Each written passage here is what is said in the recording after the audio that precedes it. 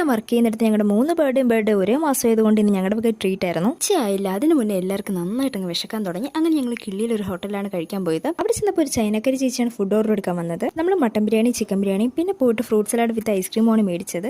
അങ്ങനെ ഫുഡ് വരുന്നതിന് മുന്നേ എല്ലാവരും ഇരുന്ന വളവള നലപ്പായിരുന്നു. അങ്ങനെ ഫുഡൊക്കെ വന്ന് ലാവിഷായിട്ട് കഴിച്ചു. അങ്ങനെ ഫുഡൊക്കെ അടിച്ച് വർക്കൊക്കെ കഴിഞ്ഞ് വീട്ടിൽ വന്നിട്ട് എൻ്റെ വിശപ്പിന് ഒരു അന്ത്യമില്ല.